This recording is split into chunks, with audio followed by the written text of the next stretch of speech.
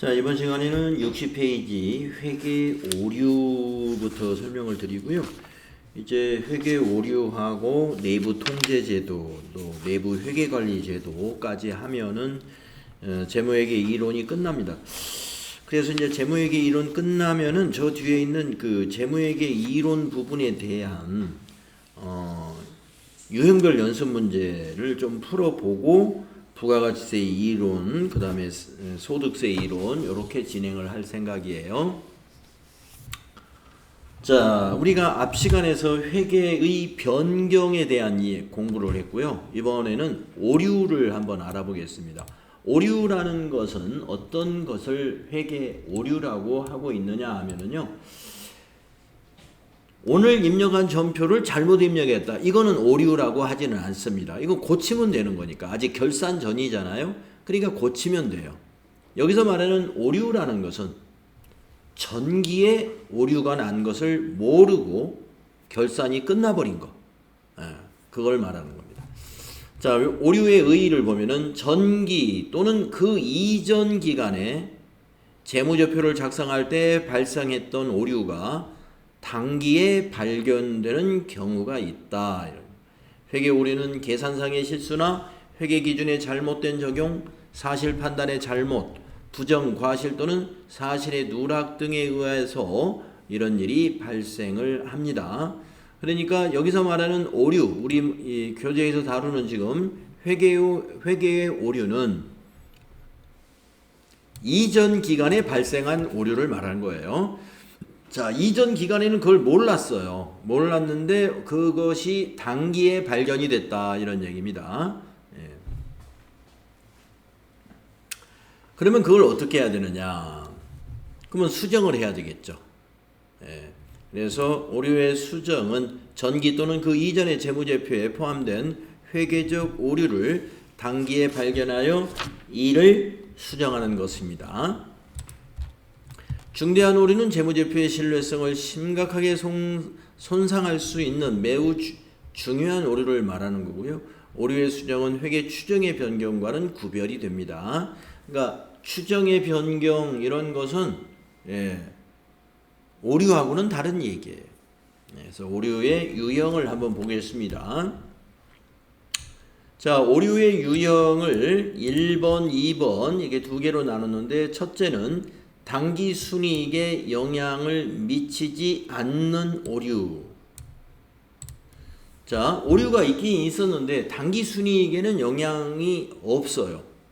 그게 뭐가 있을까요? 예를 들어서 판매관리비인데 영업의 비용으로 처리를 했다 라고 한다면 비용으로 처리한 거죠.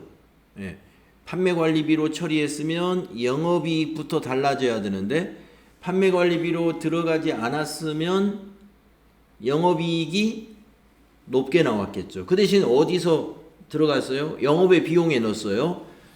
그러나 그렇게 되면 단기순이익은 계산이 되죠. 맞게. 자, 단기순이익에 영향을 미치지 않는 오류는 그러한 계정과목 상호간에 오류가 있을 때 보통 이런 일이 일어나요. 자, 단기순이익에 영향을 미치지 않는 오류를 일명 계정분류 오류라고 한다, 이겁니다. 계정분류 오류. 그러니까 우리가 이제 회계 처리할 때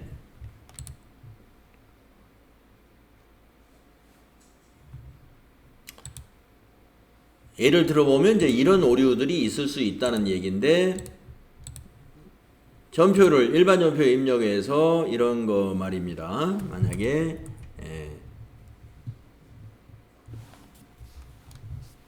자, 돈이 나갔는데 수수료 비용이 나갔어요. 그래서 수수료 비용으로 처리를 해야 되는데 해보니까 수수료 비용이 이렇게 있습니다. 근데 원래는 요 831번 수수료 비용으로 처리해야 되는데, 여기 밑에 보시면 보이시나요? 945번 수수료 비용도 있잖아요. 자, 원래 이것으로 분류를 해야 돼. 그러면 831번은 판매관리비란 말이에요. 근데 이걸 깜빡하고 오류로 945로 계정 과목을 잘못 처리했다, 이겁니다. 개정 과목의 분류를 판매 관리비로 분류해야 되는 것을 영업의 비용으로 처리했다면 당기순이익에는 변화가 없죠.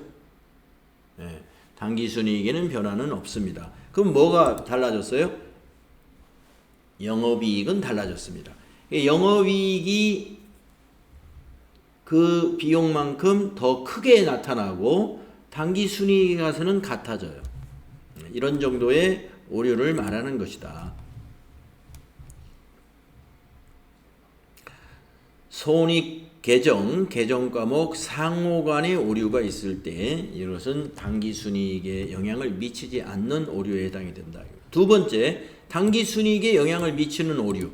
이거는 비용을 비용 처리 아니했거나 수익을 수익 처리하지 않았을 때 이러한 오류가 나오겠습니다. 중대한 오류와 중대하지 않은 오류, 회계 오류에 대하여 오류 수정의 합리적인 방법은 각각 다르다라고 했는데요. 그러니까 여기서 회계 오류의 유형이 당기순이익에 영향이 있느냐, 영향이 없느냐 이런 기준으로 판단을 하기도 하고요. 영향을 미치는 오류 중에는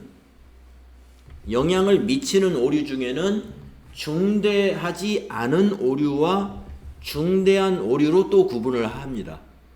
네, 그래서 요거는 당기순이익에 영향을 미치는 오류에서 중대하지 않은 오류는 나중에 어떻게 고쳐지는가 요 개정 과목 하나만 알아두시는 것으로 하겠습니다. 전기 거를 단기에 고칠 때 전기 오류 수정 이익이라고 하는 또는 수정 손실이 있을 수도 있어요. 중대하지 않은 것은 단기의 영업의 수익이나 영업의 비용으로 그걸 정리해 버리면 됩니다. 예, 중대하지 않기 때문에 전기거 재무제표는 다시 만들지 않아요. 예, 전기오류 수정이익이나 또는 전기오류 수정 손실로 처리한다. 중대하지 않은 오류를. 다음 페이지 보시면은요. 똑같은 사례를 말이죠. 중대한 오류라고 본다면 여기 있는 설명 그냥 넘어가도 되겠습니다. 중대한 오류라고 된다면 전기 거를 고쳐야 됩니다. 그렇게 되면은요. 이익잉여금 전기에서 당기순이익이 단기에 미처분 이익잉여금으로 넘어오지 않습니까? 그 미처분 이익잉여금이 달라지면 올해의 2월 이익잉여금이 달라지는 거죠.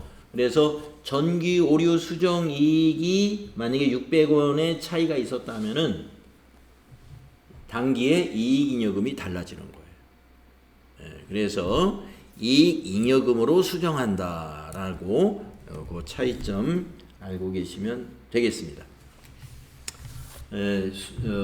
수정하는 방법에 대해서는 시험에 잘 나오지 않기 때문에 이와 같이 중대하지 않은 오류는 전기오류 수정이익, 수정손실, 단기의 영업의 비용이나 영업의 수익으로 처리해버리고 중대한 오류는 이익잉여금을 고치는 거니까 전기 거를 고치는 거다라는 것입니다. 자, 그렇게 하시고 다음에 63페이지는 제10절 재무회계의 마지막 부분인데요. 내부 통제 제도와 내부 회계 관리 제도에 대한 것인데 우리가 저기 이론 문제가 15문제 출제하는 시기에는 여기에서 한 문제가 항상 나왔었는데 10문제로 축소되고 나서 이론을 10문제로 줄였어요. 옛날에는 15문제이고 한 문제가 2점씩으로 평가를 했거든요. 그런데 이 비대면 시험으로 바뀌면서 한 문제 3점으로 올리고 문항을 10문제로 줄였습니다. 그러다 보니까 문제가 많이 줄어들겠죠. 그래서 내부 통제와 내부 회계 관리 제도에 대해서는 요즘은 문제가 안 나와요. 최근 문제를 보면 이 분야 제 10절에서는 문제를 출제하지 않는 것 같아요. 하지만 어느 날 갑자기 또 나올 수도 있어요. 과거에 출제했었으니까. 그래서 여기 내부 통제와 내부 회계 관리 제도에 대해서도 핵심적인 거. 만약에 여러분이 공부를 한다면 어느 부분을 공부해 둬야 되느냐? 그 부분만 한번 정리해 보겠습니다. 여러분, 내부 통제 제도라는 것은 내부 감사 제도라는 것으로 이해하시면 돼요. 내부 감사. 자, 기업의 규모가 아주 작으면 뭐 내부 감사하고 말 것도 없죠. 뭐 사장님이 가만히 앉아서도 다 돌아가는 걸 볼 수가 있으니까 네, 충분히 통제가 되죠. 그러나 대기업은 말이죠. 규모가 중견기업 이상이 되면은 이 회사가 한눈에 들어오지 않습니다. 네, 그렇기 때문에 굉장히 조직이 조직이 굉장히 커지고 아주 관리가 잘 되지 않으면 여기저기 사고가 터질 수가 있어요.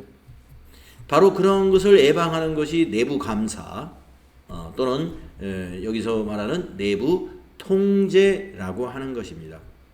자, 내용을 보시면 내부 통제 제도는 다음의 세 가지 목적을 달성하기 위하여 이 세 가지 목적이 시험에 나오겠죠. 달성하기 위해서 회사의 이사회 또 경영진 기타 구성원에 의해 지속적으로 실행되는 일련의 과정을 말한다. 이사회와 경영진의 위탁을 받아서 감사위원회라든가 또는 감사가 진행이 되는 것을 우리가 내부 통제라고 보시면 되는데요. 목적이 뭐냐면 첫째가 기업의 운영의 효율성, 효과성을 확보하기 위한 것입니다. 기업이 맨날 사고가 나고 이러면요. 기업이 제대로 영업을 할 수가 없어요. 그렇기 때문에 기업이 안전하게 사업을 하려면은 기업 운영의 효율과 효과성을 높여야 된단 말이에요. 그래서 내부 통제를 통해서 기업 운영의 효율성과 효과성을 높이는 것이 목적이고, 두 번째 내부 통제를 통한 목적은 뭐냐면은 재무 정보의 신뢰성을 확보하는 것입니다. 우리 회사가 작성하는 재무 정보가 외부에서 믿을 만한 정보라고 믿어줘야 됩니다. 그것은 내부 통제가 잘 되었을 때 저 회사가 제공하는 회계 정보는 신뢰가 간다 볼 수가 있는 거죠. 다음에 세 번째, 내부 통제가 잘 되는 기업은 관련 법규와 정책을 잘 준수하게 됩니다. 법규와 정책이라는 것은 우리가 국내도 국내 법규가 있고 해외를 만약에 거래를 한다. 그러면 그 나라 우리가 거래하는 그 국가에 또 법률이 있는 것이죠. 또 정책이라 하는 것은 그 정부 해당 또는 지방자치단체 그러한 곳에 귀속이 되어 있으면 그런 지방자치단체나 정부의 정책에 잘 부합되는 그러한 운영을 해야 되겠죠. 그래서 요 세 가지가 내부 통제의 목적이라는 거죠. 그러면 보기에 이렇게 나옵니다. 아래 보기 중 질문이 이렇게 나옵니다. 아래 보기 중 내부 통제 제도의 목적이 아닌 것은, 이렇게 문제를 많이 냈었어요. 그래서 여기 있는 목적 세 가지에다가 하나를 보기를 더 만들어요. 하나를 그럴듯하게 만들어요. 불량률을 감소하게 위한 불량률 감소. 그 불량률 감소 좋은 일인 것 같다 해가지고 내부 통제에 그것도 목적이 되지 않을까, 이렇게 여러분이 오해할 만한 단어를 이용하는 거예요. 이익률을 제고하기 위해서. 기업의 이익률을 높인다는 거잖아요. 이익률 제고라는 것은. 그럼 좋은 일이죠. 그러나 이건 내부 통제 제도 자체의 목적은 아닙니다. 그래서 내부 통제 제도의 목적은 이 세 가지예요. 효율성, 효과성, 그 다음에 신뢰성, 그 다음에 법규와 정책 준수, 이 세 가지. 그 다음에 그 밑에 보시면 내부 통제 제도를 구성하고 있는 내용입니다. 구성 요소. 내부 통제 제도의 요소가 뭐가 있겠느냐, 5가지로 나누어서 이제 정리를 이론적으로 합니다. 내부 통제에는 환경이 있다는 거죠. 기업의 환경이나 마찬가지예요. 그래서 기업의 환경이다 그러면 그 기업의 조직, 그 다음에 구조, 뭐 상벌 체계, 인력 운용 정책, 교육 정책, 경영자의 철학, 경영자의 윤리, 리더십 이런 것이 이제 환경적인 내용이고요. 두 번째 구성은 위험 평가라는 것이죠. 회사 내 외부의 위험을 식별하고 평가하고 분석하는 그러한 그런 대응 능력과 같은 거예요. 위험을 지속적으로 관리하는 것을 포함합니다. 그래서 전사적으로 회사 전체적으로 위험이 빨리 발견되도록 하는 그러한 활동을 말하는 거예요. 위험 평가. 이러한 것은 이제 의사소통이라든가 기업의 문화가 잘 좋은 방향으로 잘 정착이 되어 있어야 위험 평가가 제대로 동작을 하겠죠. 다음에 세 번째 통제 활동입니다. 자, 통제라는 게 그냥 되는 게 아니에요. 어떤 기준이 있어야 됩니다. 그래야 통제가 되죠. 예를 들면 업무 분장표가 있어가지고 어느 부서 누가 무슨 일을 한다 이런 것 등이 명확히 되어 있어야 돼요. 그리고 누가 무슨 일을 했는지를 밝혀내려면은 모든 업무는 문서화되어야 됩니다. 문서.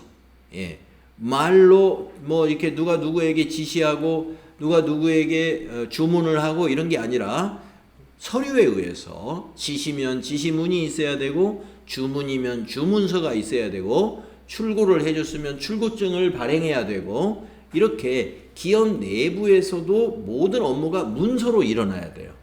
그리고 결제나 승인, 그 결제 제도, 결제가 반드시 있어야 되죠. 그래서 책임이 누구에게 책임이 있는지, 최종 결제자가 누구인지가 이런 결제 전결 규정에 의해서 결정이 되는 거고요. 감독 체계, 아까 그 감사하고 비슷한 거라고 그랬잖아요.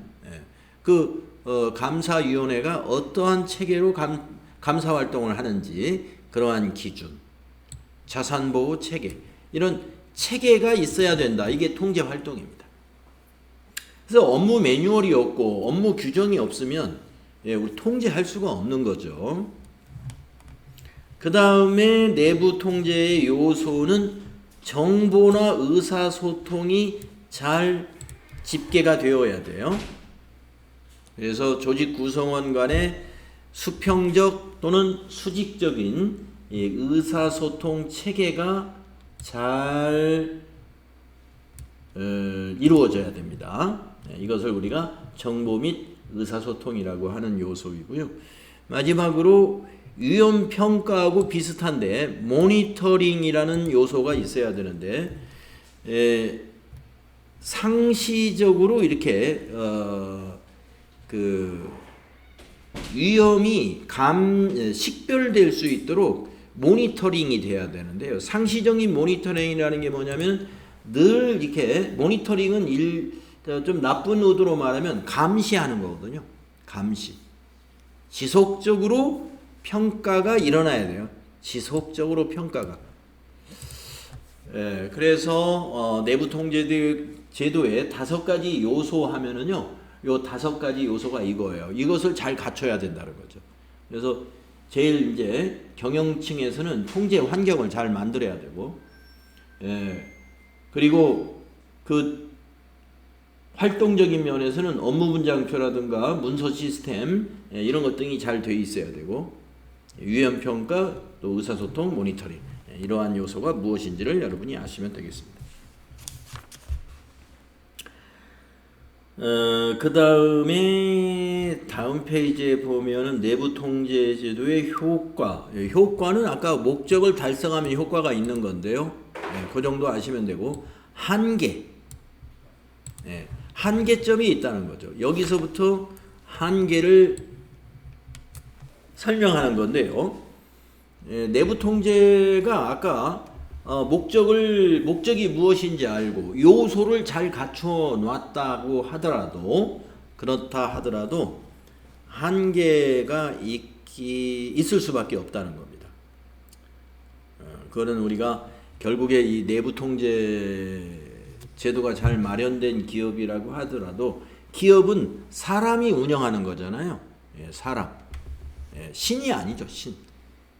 그렇기 때문에 이 사람의 부주의라든가 아니면은 판단착오, 부주의나 판단착오 이런 것으로부터 노출될 수 있어요. 노출될 수 있습니다. 그렇기 때문에 아무리 잘 갖추어진 내부 통제 제도가 있다 하더라도 우리가 완벽할 수는 없다는 이러한 겸손한 자세가 필요하다는 거죠. 한계가 있다. 완벽할 수가 없는 거예요. 그렇기 때문에 우리는 제도를 잘 만들어 놨다고 해서 방심해서는 안 된다는 그런 얘기가 되겠습니다. 그래서 완벽하게 통제할 수는 없는 것이다. 어디서나 사고가 날 수 있는 여지가 있다. 사람에 의해서 하는 거기 때문에 우리 회사가 아무리 제도가 잘 되어 있어도 사람을 잘못 채용하면은요, 그 사람이 그 제도를 따라서 하지 않으면 그만이에요. 그렇죠? 그래서 사람의 부주의나 이런 판단착오로 노출될 수 있다는 것이죠. 그 다음에 내부 회계관리 제도를 따로 한번 보겠습니다. 내부 통제는 회계만 하는 것이 아니라 인사, 총무, 영업, 생산, 재무, 마케팅 모든 분야가 다 관리가 되는 건데 그 중에서 회계 부문만을 여기서 정리를 해 놓은 내용인데요. 자, 우리가 지금 배우는 게 회계를 배우잖아요. 그래서 여기 따로 빼놓은 거예요. 내부 통제 중에 회계관리 제도는 뭐냐? 아까 우리 내부 통제 제도의 목적 중에 두 번째 목적이 그 재무정보의 신뢰성 확보 목적이었잖아요. 그것과 관련이 있어요. 내부 회계관리 제도는. 내부 회계관리 제도는 그 내부 통제의 세 가지 목적 중에 두 번째 목적에 있었던 재무정보의 신뢰성 확보하고 일단 관련성이 있다. 요거 기억해 주시고 번호를 붙여가지고 자산보호와 관련되는 통제라고 그랬어요. 자산보호와 관련된 통제, 회계에서 관련이 있다 이거예요. 회계에. 그럼 어떤 관련이 있느냐? 사례를 보시면은요. 사례를 보시면 재고자산을 가지고 예를 들었어요. 자, 우선 위에 거를 보시면은 우리가 재무제표에 영향을 미칠 수 있는 승인되지 않은 자산의 취득, 사용, 처분 이걸 예방하고 적시에 적발할 수 있는 체계를 의미하는 것이다 라고 했는데 우리 회계 업무 중에 보면은 자산을 여러 가지로 유무용 자산도 있고 합니다만 이제 재고자산이 금액적으로는 상당히 큰 자산이거든요. 그래서 재고자산 사례를 들었어요. 자, 재고자산이 보관되어 있는 창고에 대한 물리적인 접근을 통제하고 주기적으로 재고 실사를 수행하는 것. 이것이 이제 회계하고 관련되는 내용인데요. 우리가 회계 장부에서 제품이라든가 상품의 장부를 장부 재고량으로만 회계 처리하는 게 아니에요. 적어도 기말에 한 번씩은 실사를 해가지고 결산할 때는 실제 재고 수량이 반영이 돼야 됩니다. 그걸 얘기한다고 보시면 돼요. 그래서 여기서는 주기적으로 재고 실사를 해야 된다. 재고 실사라는 건 재고 조사를 말해요. 그래가지고 자산의 도난이나 분실이 있을 때 그것이 회계 처리에 반영이 돼야 됩니다. 현장의 수량하고 장부의 수량의 차이가 잘 발견되어 가지고 재무제표에 반영되어야지 반영되지 않으면 안 된다 이런 말씀이에요. 이것이 자산보호에 관한 이야기입니다. 두 번째 부정 방지입니다. 자, 우리가 회사의 업무에 부정이라는 건 여러 가지의 부정들이 있을 수 있는데 여기서는 우리가 회계 통제니까 회계 관리 제도니까 회계 부정을 말하는 거예요. 그래서 회계 부정은 우리가 회계를 담당하고 있는 실무자나 이런 담당 부서에서의 부정도 없는 건 아니지만은 회계 부정의 지시 같은 것을 경영진이 할 수가 있습니다. 경영진. 그래서 경영진이 회계의 부정을 지시하면은 그 경영진이 책임을 지는 거거든요. 경영진에게 책임이 있는 거죠. 그래서 경영진의 그 권한 남용에 대한 적절한 대책이 있어야 된다라는 것이죠. 그러한 대책 프로그램이 없으면 중요한 취약점으로 분류될 수가 있다 해서 밑에 회계 부정 방지 프로그램에 포함돼야 될 내용이다라고 여기 적어 놓은 게 있어요. 윤리 강령이 있어야 되고 내부 고발 제도 및 내부 고발자 보호 프로그램이 있어야 되고 채용 기준, 인사 규정을 말하는 거죠. 직원의 채용 기준 공정하게 채용한다는 그런 기준이 있어야 되고 부정 적발이나 혐의 발견 시 처리하는 절차 내부 규정을 마련해야 되고 이사회나 감사위원회의 관련된 운영 규정을 마련해야 되고 부정 위험 평가 및 이를 관리하기 위한 통제 활동도 있어야 된다. 이런 것 등의 내용이 부정 방지 프로그램에 포함되어야 될 내용이라는 것이죠. 자, 그래서 내부 회계 관리 제도의 두 가지 중요한 내용이 자산 보호, 그 다음에 부정 방지 두 가지가 있다는 것을 기억하면 되겠어요. 그 다음에 3번에 있는 것은 내부 회계 관리 제도 설계 및 운영에 대한 내용인데 내용이 너무 많기 때문에 이 부분은 그냥 무시해도 될 것 같습니다. 자, 이렇게 해서 우리는 지금 재무회계 부분 TAT 2급에 추가된 내용을 설명을 드렸는데 제가 추가된 내용이 아닌데도 그냥 설명에 포함시킨 것도 있습니다. 그래서 우리가 FAT 1급을 할 때는 여러분이 재무회계 이론을 33차시로 해서 동영상으로 공부했잖아요. 거기에 내용이 대부분이에요. 거기에서 일부가 추가된 내용을 제가 또 한번 설명을 드렸다 이렇게 보시고 제2장의 부가가치세 이론은 좀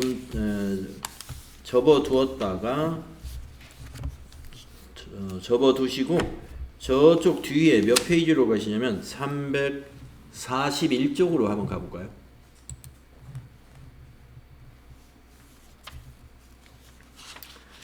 예, 341페이지에 보시면은 유형별 연습 문제라고 있죠. 우리 FAT 1급 교재에도 이 유형별 연습 문제가 있어가지고 제가 여러분에게 그 비대면 동영상 강의로 촬영해가지고 앞부분 설명하다가 중간중간에 정리 문제 풀린다고 하면서 이런 문제를 풀었었어요.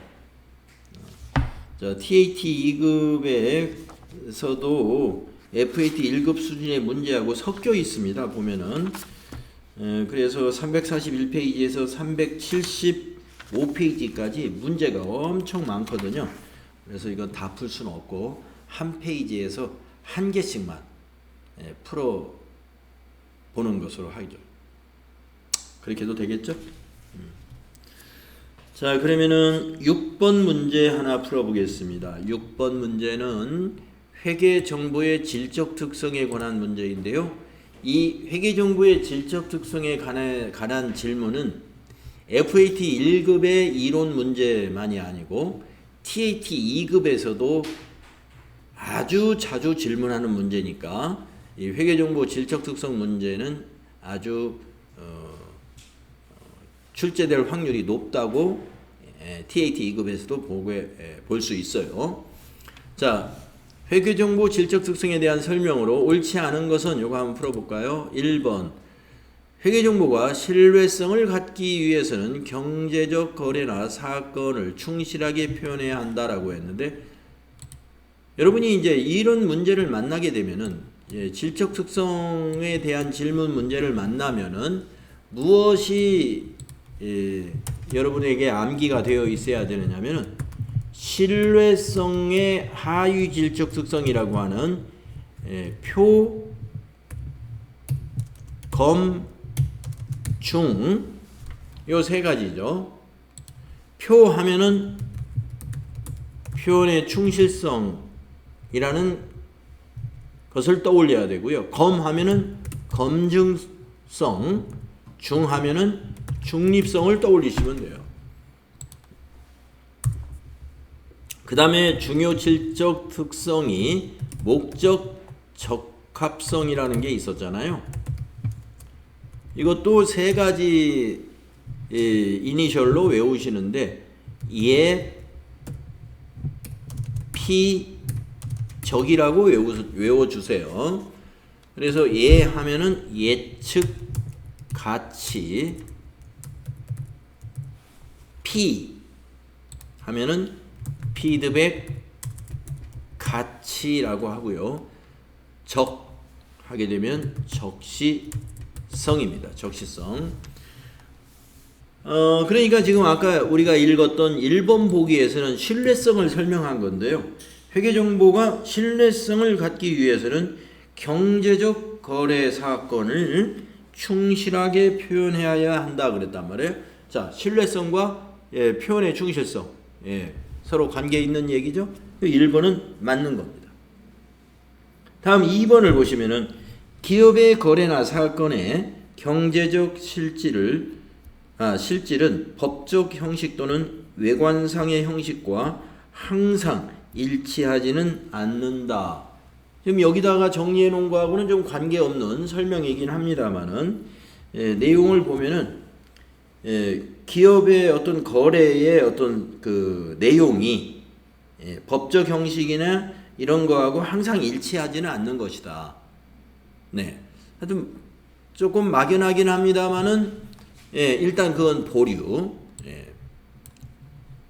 다음 3번을 보시면은 적시에 제공되지 않는 정보라 할지라도 목적 적합성은 유지될 수 있다 그랬어요. 자, 적시 제공인은 이 적시성을 얘기한 건데 우리가 적시에 제공하지 않으면 목적 적합성의 저하를 가져올 수 있기 때문에 목적 적합성의 하위 질적 특성으로 세 가지를 꼽는 거거든요. 그러니까 만약에 적시에 제공하지 않는 정보라 할지라도 여기서 목적 적합성이 아니라 신뢰성은 유지될 수 있다라고 했으면 그건 맞는 얘기지만 이 적시에 제공되는 것과 목적 적합성은 굉장히 깊은 관계가 있는 거기 때문에 이건 틀린 거예요. 그래서 옳지 않은 것은 3번인 겁니다. 그 다음에 4번을 보시면 특정 거래나 사건을 충실히 표현하기 위해 필요한 중요한 정보는 누락되어서는 안 된다. 그렇죠. 특정 거래나 사건을 충실히 표현한다는 건 이 표현의 충실성인데 충실히 표현한다는 것은 내용을 누락시켜서는 안 되는 거죠. 그래서 4번도 맞는 거고요. 여기서 옳지 않은 것이 3번이라는 걸 우리가 이 목적 적합성의 중요한 내용 요 세 가지 뒷받침이 되어야 목적에 적합한 회계 정보가 되기 때문에 요 3번은 잘못 설명했다.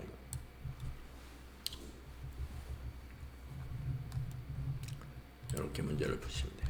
다음 페이지로 넘어가서 하나 골라보겠습니다. 15번 문제 비슷한 문제예요. 15번을 한번 풀어볼게요. 다음 중 재무정보의 질적 특성에 대한 설명으로 옳지 않은 것은 1번 목적 적합성 있는 회계정보는 예측가치 또는 피드백 가치를 가져야 한다. 자, 아까 목적 적합성 세 가지 우리 암기해야 된다고 그랬잖아요. 피, 적이었죠. 예측가치, 피드백가치, 적시성. 1번 맞습니다. 다음 2번 적시성 있는 정보라 하여 반드시 목적 적합성을 갖는 것은 아니나 적시에 제공되지 않는 정보는 목적 적합성을 상실할 수 있어요. 예, 맞습니다. 예, 목적 적합성을 적시에 제공되지 않는, 적시성이 빠지면 목적 적합성은 상실될 수 있죠. 맞고요. 3번. 회계 정보가 신뢰성을 갖기 위해서는 객관적으로 검증 가능해야 한다. 아까 신뢰성과 관련되는 하위 질적 특성에 검증 가능성이 있었죠. 맞습니다. 4번. 회계 정보의 질적 특성은 서로 상충될 수 없다. 틀렸죠? 회계 정보의 질적 특성은 상충됩니다. 우리가 아까 이 두 가지가 이거 신뢰성과 목적 적합성인데 이 두 개는 서로 상충돼요. 충돌합니다. 그래서 두 가지가 다 100점일 수가 없어요. 신뢰성을 100점 맞으면 목적 적합성은 한 70점만 맞아도 잘한 거예요. 반대로 목적 적합성 100점 맞으면 신뢰성은 한 60, 70점만 맞으면 잘한 거다. 이런 얘기입니다. 두 개 다 100점은 불가능하다는 거죠. 서로 충돌하는 부분이 있기 때문에. 그래서 15번은 4번이다. 다음에 343페이지에서는 3번 한번 풀어봅시다. 재무제표의 표시 방법에 대한 설명으로 옳지 않은 것은 1번 재무제표 본문과 주석에 적용하는 중요성에 대한 판단 기준은 항상 동일하여야 한다. 네, 중요성에 대한 판단 동일해야 되지 않을까요? 네, 일단 2번으로 가보겠습니다. 현금 흐름표를 제외하고는 발생주의 원칙에 따라 재무제표를 작성한다. 맞습니다. 우리 재무제표는 발생주의에 따른 작성을 해야 돼요. 그러나 현금 흐름표는 현금주의예요. 2번 맞죠? 다음 3번. 손익계산서의 이익은 매출총이익, 맨유에 나오는 거죠. 그 다음 영업이익, 그 다음 법인세 차감 전 순이익, 맨 끝에 당기순이익 순서로 구분 표시하고 있죠. 여러분이 아마 손익계산서를 구조를 보았다면 3번 맞다. 그 다음에 4번 자산부채 자본 중 중요하지 않은 항목은 유사한 항목에 통합하여 표시할 수 있다. 그렇습니다. 중요하지 않으면 통합을 해도 돼요. 중요하면 통합하면 안 됩니다. 각각 표시해야 됩니다.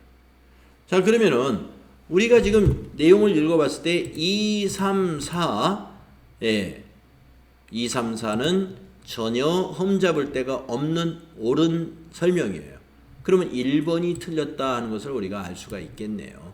자, 1번이 제가 그래야 될 것 같다라고 하긴 했습니다만은 2, 3, 4 봤을 때 틀린 내용이 전혀 없습니다. 그렇다면 우리가 저 앞부분에서 중요성이라는 걸 공부할 때 설명을 할 때 이 주석이나 이런 부분까지 설명이 나오지는 않았어요.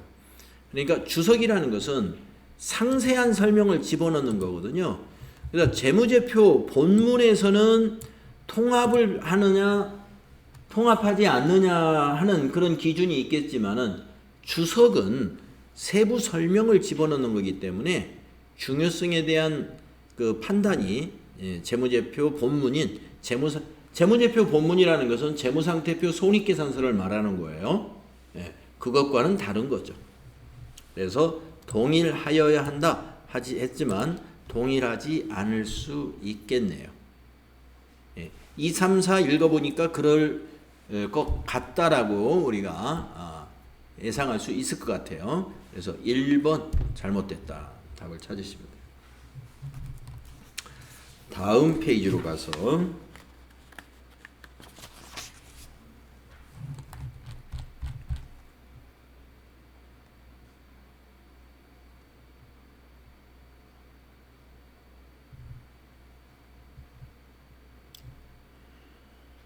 11번 문제 한번 풀어볼까요?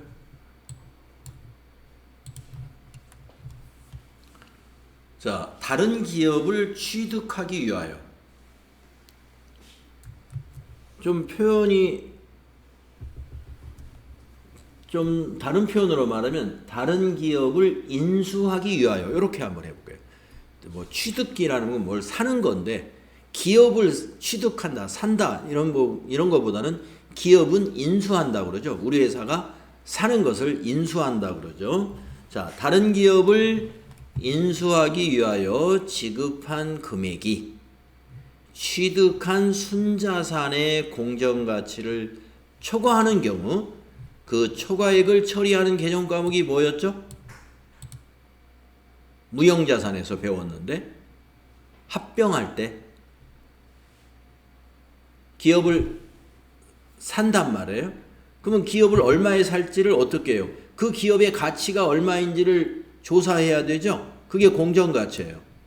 그래서 그 기업이 가지고 있는 토지, 건물 계산해 보니까 100억이에요. 예, 토지가 50억, 건물이 50억. 그래서 100억을 지불하고 사야 되는데 120억을 줬어요. 그러면 그 20억은 뭘로 기록하겠느냐 이겁니다. 토지 50억, 건물 50억 이렇게 기록했어요. 우리가 취득했으니까. 그럼 20억 더 준 거는 뭘로 기록해야 될까요? 영업권으로 기록합니다. 예, 그래서 영업권이라는 무형자산이 우리가 기업의 합병 때 발생할 수 있는 개정 과목이었죠.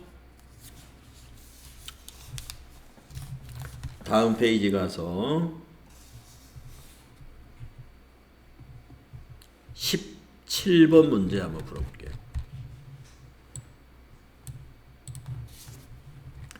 다음 중 판매자의 기말 재고자산에 포함되지 않는 것. 자, 판매자 입장입니다.